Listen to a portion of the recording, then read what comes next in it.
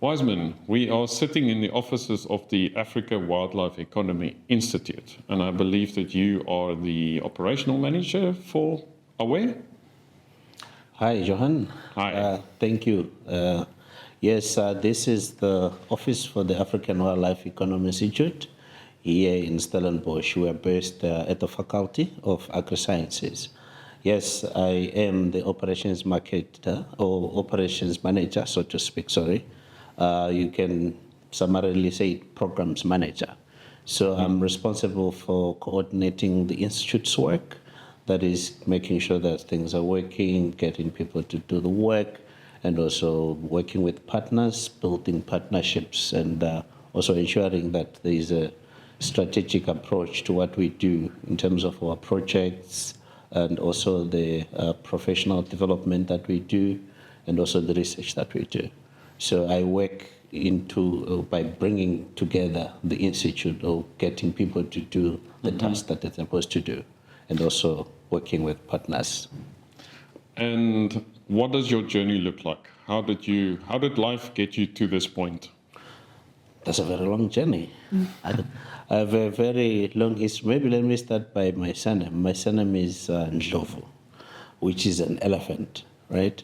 So this will be my entry into conservation. So by our culture, if you have a surname of an animal, almost all of us are, it becomes your totem animal. You must take care of it. You must love it.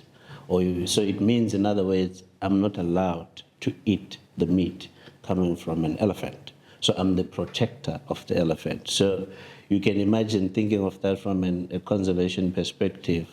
How much demand, how many people are Ndlovus, and how much demand is reduced from eating the Ndlovus, and how many people have been created to actually protect that particular animal. So through that conservation philosophy is also my entry into conservation. I'm a rural boy, so I grew up in rural areas, so conservation is close to my heart. Apart from joining it officially or professional space, or in an academic point of view, my journey starts from business management, agriculture development, and also institutional economics, as well as value chains analysis. So my focus is mainly coming from business incubation, value chains development, and agricultural support. But then you think about it, if I'm in agriculture, how is it different from conservation? Is this not God's agriculture? Where does agriculture come from? So if you're looking at the species in the wild, whether it's animals, whether it's trees, you can think of it from a bigger context of calling it God's agriculture. So my journey switches from then. I got involved into business incubation, like I said, but then now I had to translate these skills, value chain development, institutional economics, into how do we do it in the conservation sector? How do you do it with God's agriculture? If I can do it with cows, I can do it with, if I can do value chain for cows, I can do the same for game, for impala. If I can do value chain analysis for crops, or whether it's for maize, I can do the very same thing for marula. I can do the very same thing for pawpaw or for mopani worms, for example, in this case. So that's my journey coming into conservation from my background, growing up in rural areas, and also my history in business, and then coming into how then do we develop sustainable value chains that entrench sustainability throughout their operations in the conservation sector. So that is where I come in to actually contribute in the space of wildlife economy or in conservation. So in short, you could simply say we are seeing the economy as the vehicle for conservation.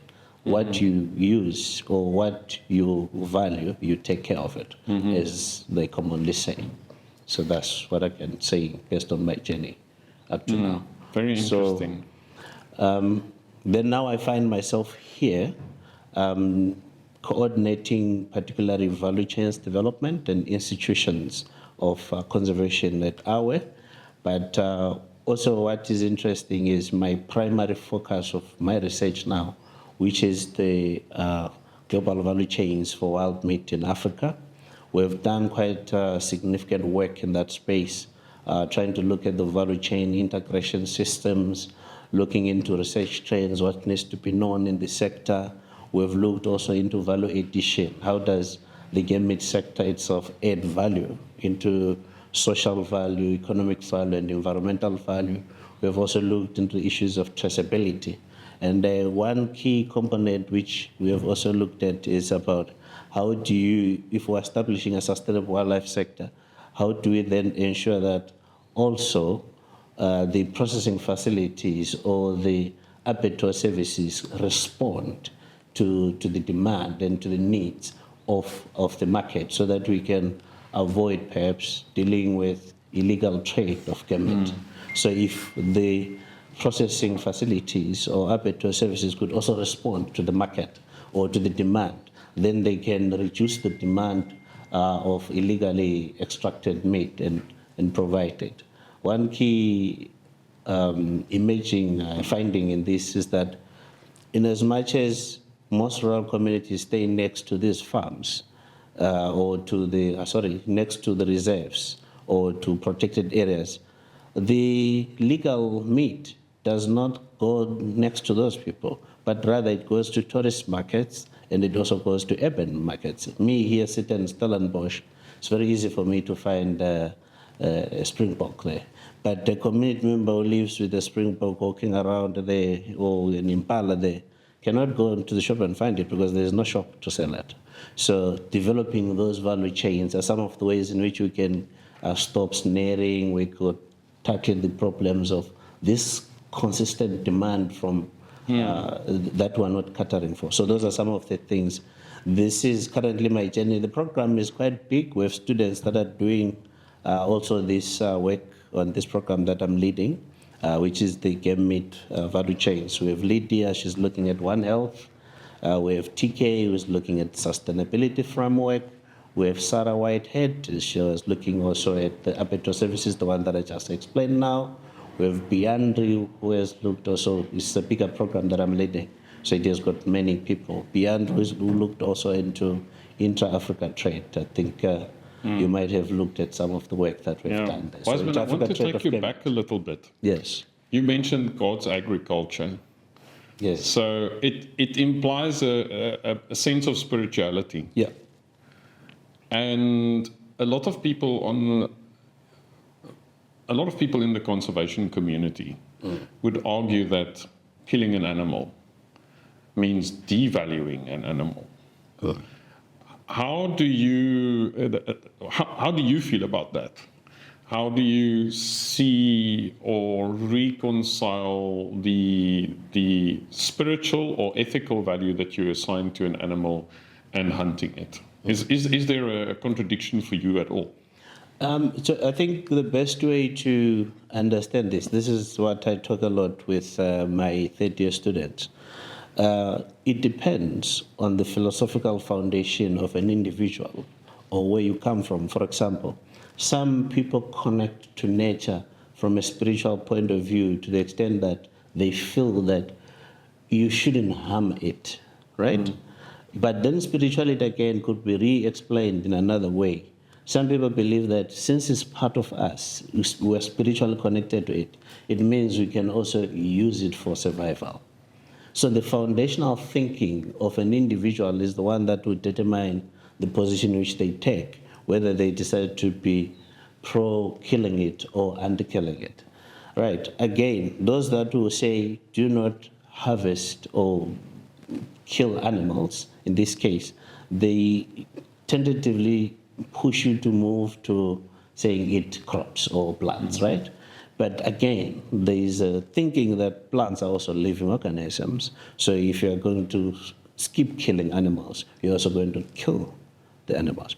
So in my understanding or in my own philosophy is that we are interdependent. There is people, there is nature, and everything needs each other. I mean, all components must work together. We must eat nature. We must take care of it so that it survives for the longer future. So, because everything else comes from nature, Correct. literally. Yeah. So even the agriculture we're doing, we're just copying what God has been doing very well. We're just trying to do it better, or trying to do it in a way that works for us in our environment. So that's why I call it God's agriculture, because it is our productive landscapes. So if we can think about this also from a landscape perspective, landscapes are productive systems that are there to sustain humans. So they're providing for us assets like animals, like fruits, like medicines, like whatever we want from it. And also even for our eyes through ecotourism and so forth. So my philosophy around that is that we are part of nature, we depend on nature, and nature must depend on us. Yeah. Yeah. I also want to go back to another point that you made. You mentioned the communities living next to the parks that don't have access to the meat. We in Stellenbosch or Cape Town or in a big city can walk into a butchery or a shop and we can buy all of these game meats. What should be the relationship of those communities next to parks or even in parks? Should they have accessibility to meat, and how do you have examples of how that is facilitated? Interestingly, you'll see that we're complaining that the communities living near these reserves or near these wild animals do not have access to them. So if you observe, I'll give an example of Kruger National Park, the side of Mkuhlu, next to Skukuza side. You see the level of illegal poaching. It's extreme. For example, a study done between 2020 to 2002 so that the snaring increased in that area by 200%, right? People snaring, and majority of the snaring happens because people want meat, right? I'll give you more on this one. Also, if you look at the legal value chains on that one, if you look at the price, you might find that the price per kg is around 50 rand or 45 rand per kg for the meat coming from or the game meat. But the one that is illegally poached by communities, they are willing to pay this hunter more. I mean, this illegal person or the poacher, so we speak. So they are willing to pay more. For example, in Hoodspur side, we found that a warthog, say a warthog, you can buy it for 1,800. That's huge. And these reports also, I also got some similar information from KZN that they try to understand why is it the community still wants to purchase from poachers as opposed to legal one, even if they tried to show them that we have this. So one of the interesting responses that came from that was that when they asked the communities, they said, we understand the difficulty that these people go through in the wild, and we're willing to compensate for it. And they've been providing us this service. So what has this done? It means it has created enmity. Even now, we're talking about saying, let's build these legal value chains for communities. But there's still this intimate connection with these people who used to supply the communities when the system was ignoring them. So they want to maintain that system. We wonder why. It tells you about the social dynamics. Tells you a lot about social dynamics. So I hope I've answered your question on that one. You opened a lot of other questions there. Yeah. So Wiseman, this opens up a maybe very uncomfortable but obvious question that we can't ignore. Yeah. And that is, should we create in the conservation industry a legal pathway for people who we are now calling poachers to become part of the value chain and part of the conservation system at large? And can we do that without losing biodiversity and benefiting the communities at the same time? Interestingly, I think the point that I left at in just my previous response is that the relationship or the rapport that has been built between the communities and the poachers or the legal suppliers of meat is so strong to the extent that we wonder if ever we're going to achieve a sustainable game meat industry or wild meat sector for that matter. But then we ask again questions like, what can we do to bypass this? To communities, these poachers are not poachers. They are only poachers to me and you. So we need to understand that as a foundation for this thinking. If you want to see this, for example, through some of the empowerment programs, we try to train hunters and so forth, but they end up not getting spaces where to go and hunt, for example.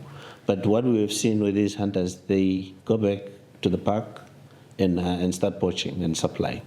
And then when we want to identify who is poaching in the community will never tell you. The reason being, why should they sell out someone who is providing them with a product that the system cannot give them? So there is this revenge. I wanted us to understand these dynamics first. There's this revenge dynamic that is happening between the community and the possibility of moving towards the legal chains, but at the same time, historical context plays a very key role into this. So how do you dismantle this? Do you call those people who were poaching artisanal hunters? Or do you simply demonize them? Who is demonizing them? Yes, our system, our legal system says so, and me and you in this space understand it, but their community does not demonize them. To them, they're normal people who are just entrepreneurs supplying, or hunters and supplying the community. So how do we dismantle that? It's a difficult question. It's a difficult question, but one of them to consider. We don't have the answer yet. We know it's a question. I posed a question which could be probably leading us into solutions. Do we change these people into artisanal hunters? Do we incorporate, or we have declared them criminals?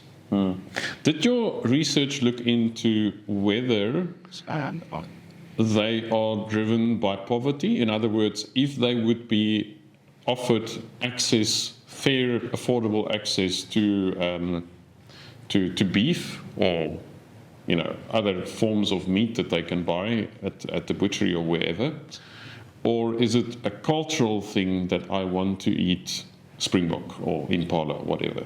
Was it both? The short and long of it is more culture than lack of availability. I know that there is a general notion which I've also read a lot about, that it's because of poverty. But it's so surprising that some of these communities have both options, either to go for beef or to buy this expensive meat poached from the village, from the reserves or protected areas. But they still are willing to sacrifice a fortune to get that access of the meat. So that tells you more. It's got more to do with taste and culture as opposed to lack of alternatives. Yes, in poor communities, for example, because our study looked into Africa in general, of course, if you go to countries like Congo, where there are a lot of conflicts and there are a lot of economic instabilities, yes, game meat is actually could be associated strongly with the lack of alternatives. Yeah, because it's the majority of the protein. About 80% of people get the protein from the meat, and they don't have others. So in situations like Zimbabwe, Botswana, Namibia, South Africa, the dynamic is different. There might be some small elements who don't have alternatives who do it for the sake of finding an alternative food. But the majority are by voluntarily looking for it. I can tell you, I'm from Cholocho in another area in Zimbabwe. If you come with game meat, people are willing to forget about chickens and goats and go for game. They are willing to pay a premium for it. So that tells you it has got nothing to do with alternative or lack of alternatives, but it has everything to do with culture. That could be my conclusion on that one. I can't remember the name of the researcher. He was at the colloquium last year, but he did the research among the Eastern Cape community. Africa, yes. Eastern Cape community in South Africa. You mean and it was the same result. It was a cultural activity. Yeah. It was not an economically driven activity. To change track, Wiseman, you're in a position of leadership in the conservation industry, in the conservation space. How do you define leadership? Okay, so it's a very interesting question that you ask, because leadership in this space will come from many dimensions.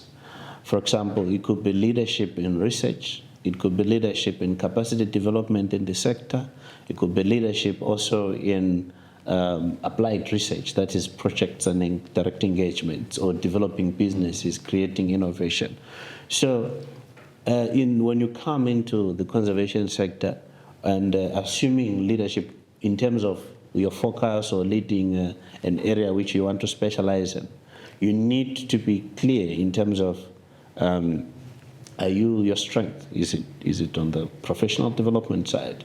Do you want to capacitate? Do you want to build and transfer and share your knowledge? Or do you want to focus on digging deeper, finding issues, trying to see which screws are loose, which ones need to be tightened in terms of research? So you can lead from that aspect of leadership. You could also decide that I'm going to be in the sector. This talks to my focus as well, which is on incubation. You can decide to lead in terms of enterprise development in this case. Because we talk of wildlife economy. I know that wildlife economy, its birth comes from environmentalism or environmental sciences. So an economic subject being introduced here, what it simply means is we need to actually develop a lot of enterprises in this space. Because when we talk of economy, there's no economy without enterprise. There's absolutely nothing. So because enterprises are the glue that make the economy be the economy. So we need, if you ask me even about the future of the sector, is we need people to focus on enterprise development. Of course, how it's governed, who is doing what, looking into the entire value chains themselves, who are the actors, who is involved from production, from processing to markets, and who is doing what are the business opportunities. So if we can understand that and have people taking leadership roles in these different aspects in the conservation sector, particularly for wildlife economy, then we can build something very strong and something that could be very sustainable. Because you need all these small components coming together, from governance to sustainability and traceability to actual business production, development. Yeah. So in your experience in the sector, what is the magic thing that makes a person an entrepreneur or a leader in enterprise? What is what is that thing that makes a person an entrepreneur? What is the trait that you're looking for? For entrepreneurship?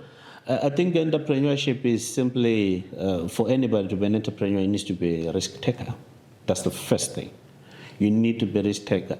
So in conservation, if you want me to comment broadly around that, is that what I've noticed or picked up ever since I worked in the sector is that, yes, people were trying to build the enterprise in conservation, but the thinking is not from an enterprise thinking.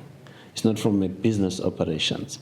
So people were more focused on the policy level of things, but without understanding the nitty-gritties and the moving parts of a business. Because you cannot say you are building a policy for a business that you don't understand their operations.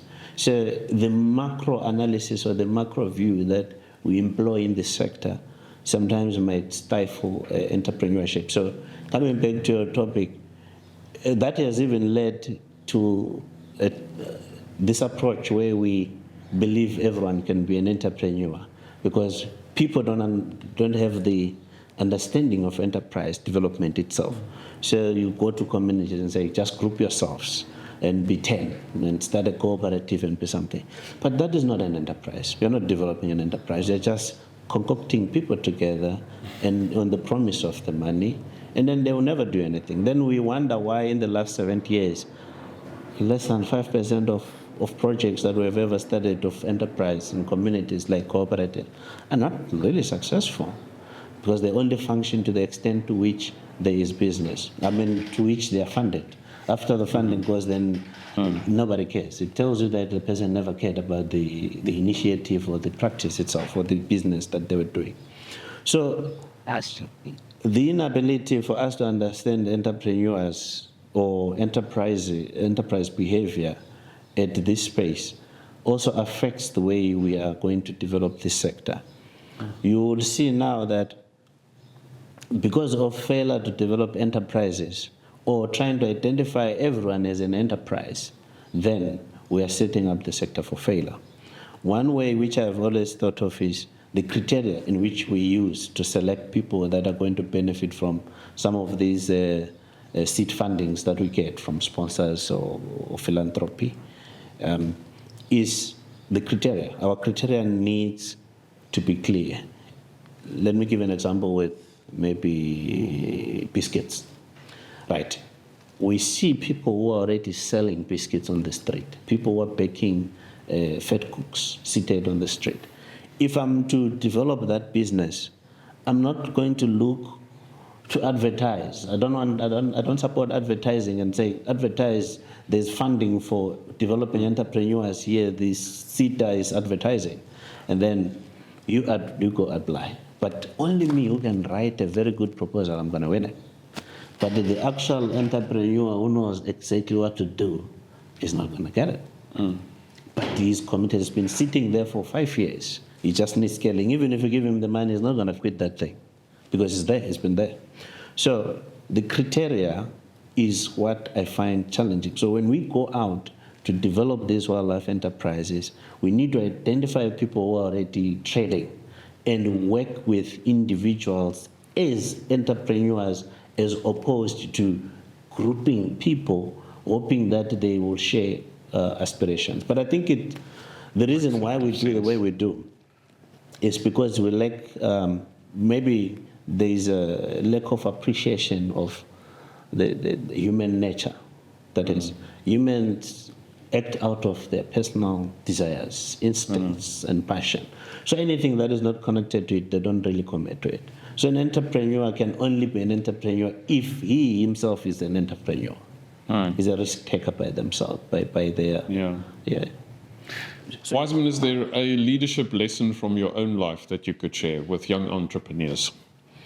Yeah, there's quite a lot that I can share, particularly because I've been involved particularly in entrepreneurship development at a very earlier age, starting from high school to university. One of the organizations that I've also led successfully is Entrepreneurial Action Us, called Enactus. It's a global organization. So what we do is we used to focus on entrepreneurship development. We go identify individuals and incubate them, help them get sponsors, write business plans, and help them to secure contracts and so forth. Can give quite a number of examples of some of the successful projects we did then. For recycling, for example, we had Mpowashu. I'll just cut the story short. We just found this guy was always collecting collecting cans, these big bins in the university. So we found him there. So the gentleman used to keep the stuff that he collects from the backyard. Then when we talked to him, he told us that he also works with a network of women in the area. Like they go collect for them and then they sell to him at it was around R1 to R2, and then you would give them the cash and then they go. Then you will collect that and sell it to Polokwane and also transport some of it to Johannesburg. So we started to engage him in understanding his business to the extent that we invited Anglo, ABSA, and Sasol to come and listen to him after we had done needs assessment. We do needs assessment. What are your business skills? What are the problems? Your financial statements? How do you record? And all those type of nitty-gritties at the business level. Then, luckily, immediately after the meeting where we invited stakeholders to listen to his business, Anglo offered him 1.8 million immediately on the spot, and he went and bought a truck for carrying stuff and moving it to Polokwane. This is just an example. So And another thing, again, even within this space, when I got in that university where I was, this organization was number last in South Africa. It was here in South Africa. So when we got involved, we started to look at why is this organization that works on entrepreneurship incubation failing. Then we managed to take it from 0 in South Africa out of the university competitions for impact to number 1 in the country. And we went to England to represent South Africa for that. So what I can say in the space of entrepreneurship, and then after that I started my own consultants private business, which I used the very same skills to do consulting. I work with Old Mutual, I work with Fuchs, I work with steam engines for Eskom, and others do consulting around this work. So what I can say as a lesson is that what you do before, it has got lessons for you in the future. What I can also say is that in entrepreneurship, what you need is you.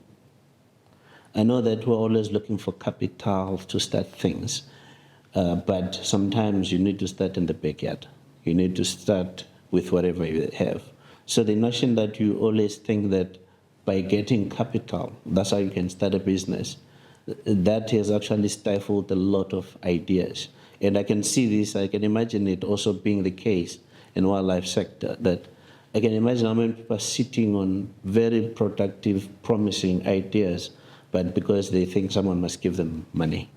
But failing to look at, if I want to sell 100 cups, why can't I start selling my Aki cup that I have, which I can make with my hands if I get a machine? If I want an office, why can't I use my car as an office or wherever I am? So that understanding still needs to be entrenched. I don't know how it's going to happen into the future of this, but governments and us NGOs, universities, when we go to businesses, because, sorry to say, but because majority of the money we receive, we don't make it. We get money from subsidies of government, from NGOs and philanthropies.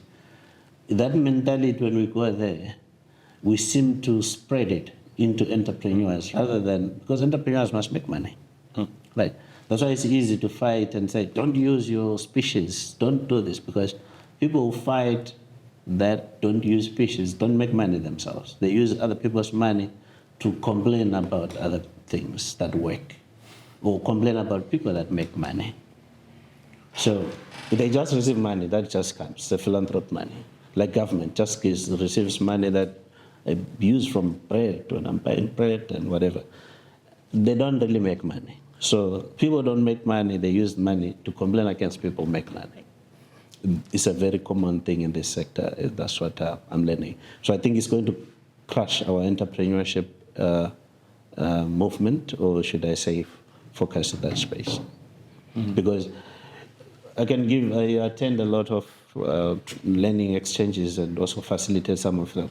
You'll hear the communities that they say, the money has finished. And then they are advised to say, apply for more money. But the first question is, the first defense of a business is profit. If you can't make profit yourself, there is no business, you're not a business. It would rather be a loss because it's a loss, but it should make money. If it's not making money, it's not a business. So then this brings me to the concept of social enterprise. We are not saying in this space we need to have hardcore entrepreneurship, but we need soft enterprise because it's about sustainability, it's about taking care of nature. So we need to invoke the concept of social enterprise rather than hardcore profit-driven enterprises that want profit at all costs. It would be disaster for the sector. It won't have sustainability elements that we're always talking about. So you need social entrepreneurship to be a key concept that is promoted in wildlife economy or for businesses that are in this sector. Yes, you're going to make profit, but it's not entirely the goal. It's not the primary goal. So that's what I can say around entrepreneurship, my lessons, and also yeah, my experiences around this. Thank you, Wiseman. That was a fascinating conversation. I actually learned more than I expected to, and that's Thank you. fantastic. I hope Thank you. all went well. Thank you.